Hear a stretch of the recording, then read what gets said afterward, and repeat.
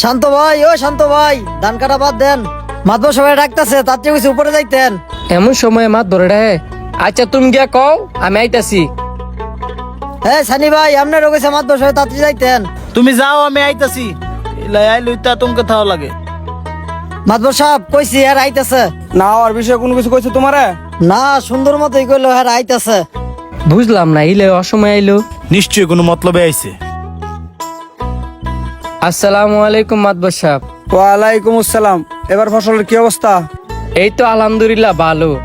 ধান যা হইছে ৩-৪ মনের মতো হইব। আব্দুল সাহেব, আমার তেমন ভালো হয় নাই। 2-2.5 মনের মতন হইব। 2-2.5 মন? এই 2-2.5 মনে তুই আমার কি খাজনা দিবি? প্রতি বছরই তুই আমার খাজনা কম দেস। তোর দে দি হ্যাঁ আমার খাজনা কম দেয়। তোরা দুইটা পাইছত কি? আমার কি চলন লাগতো না? এমন যদি হয় তবে দুইটার খেত বর্গা দিতাম না। মাতবর সাহেব, আপনি যদি আম করে খেত বর্গা না দেন তাহলে আমরা চলমু কেমনে? তোরা কেমনে চলবি এটা আমার দেওয়ার বিষয় না। তোরা দুইটা 5 মন 5 মন 10 মন দান দে, তাইলে তোর কাছে আমি খেত বর্গা দিব। এই গরমের মেয়েদে এত কষ্ট করে খাইটা কেডা না চায় ফসল ভালো না হোক। আপনি আম গরু উপরে এই জুলুমটা কইরেন না। আর আপনি যদি আম করে না বুঝেন তাহলে বুঝবো টাকাটা। হাড়ি তো আর কম না, একবার ফসল বেশি হইব কম হইব এটাই তো নিয়ম। এতে কি আম গর দোষ? না না, এগুলো আমার দেওয়ার বিষয় না। তগরে যেভাবে কইছি এভাবে যদি তোরা করতে পারোস তাইলে তোর কাছে খেত বর্গা দিমু, নইলে দিমু না। মাতবর সাহেব, চুপ। তগর দূরে আর কোনো অজুহাত শুনতে চাই না। আরো তো মানুষ আছে, তগর মতো তো এত অজুহাত দেখে না।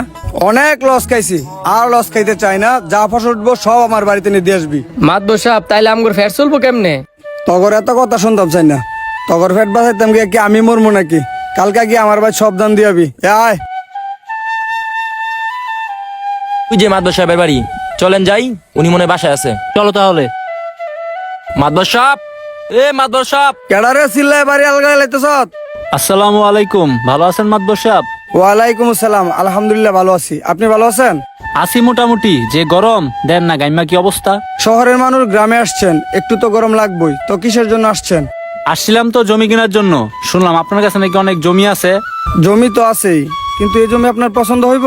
জমি যেমনই হোক না কেন, আমি চাইছিলাম একটা মিল কারখানা করতে, যাতে এলাকার মানুষ কাজ করে খাইতে পারে।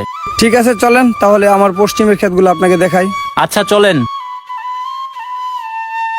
এই যে জমিগুলো দেখতেছেন এই সবগুলো আমারই, দেখেন আপনার পছন্দ হয় কিনা। আমি তো এরকম জমি চাইছিলাম, জমিটা আমার খুব পছন্দ হয়েছে। ঠিক আছে চলেন, আমরা বাসায় গিয়ে বসে জমির বিষয়ে আলাপ আলোচনাটা সেরে ফেলি। আমিও দেরি করতে চাচ্ছি না, লন তাহলে। ঠিক আছে চলেন। শান্ত, তাড়াতাড়ি কাম ফালায় আয়। হ্যাঁ, বড় দুর্ঘটনা ঘটে গেছে গা। কি কস? কি এর দুর্ঘটনা ঘটে গেছে গা? মাবদুর সাহেব এই জমি বিক্রি করে লাইতেছে, তুই তাড়াতাড়ি লো আমার লগে আগে। ল তাড়াতাড়ি যাই।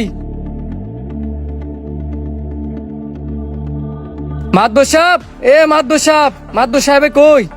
কিরে তোরা চিল্লাচিল্লি করে আমার বাড়ি আলগা লাইতেছ গেলে কি? শুনলাম আমগরে যে জমি বর্গা দিছিলেন এই জমি নাকি আপনি বিক্রি করে দিতেছেন। আপনি যদি এই জমি বিক্রি করে দেন, আমরা খাবো কি কইরা? আপনি জানেন আমরা জমিতে চাষবাস বাদে আর কোনো কামই পারি না। আপনি যদি এই জমি বিক্রি করে দেন তাহলে আমরা খামুই বা কি কইরা, চলমুই বা কি কইরা। তগরে আগেও কইছি এখনো কইতাছি, তোরা কি করে খাবি না খাবি এটা আমার দেওয়ার বিষয় না। আমি এখন শহরে যাবো, আমার শহরে যাইবার দে। আল্লাহর দোয়াই লাগে আঙ্গ পেটো লাত্তি দেন না। এই জমি বিক্রি করে দিলে আমরা অসহায় হয়ে যাবো গা।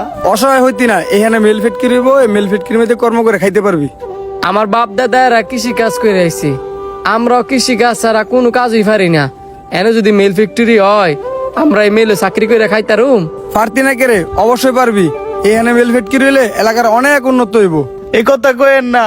এমনি যদি মেল ফ্যাক্টরি হইতে তাহলে আমগো মতন কৃষকেরা আস্তে আস্তে হারাই যাবো গা। মাদবর সাহেব, আপনারা মনে ভুলে গেছেন গা, মিল ফ্যাক্টরি কিন্তু আগে না, কৃষকরাই আগে। কৃষকরা যদি ফসল না ফলায় আপনারাও 2 দিন পরে না খায় মরে যাবেন গা। আপনারা অনুরোধ করে কই, আমরার মতন কৃষক করে মাইরেন না। এমনি দেশের থেকে কৃষকরা হারা যেতেছে গা।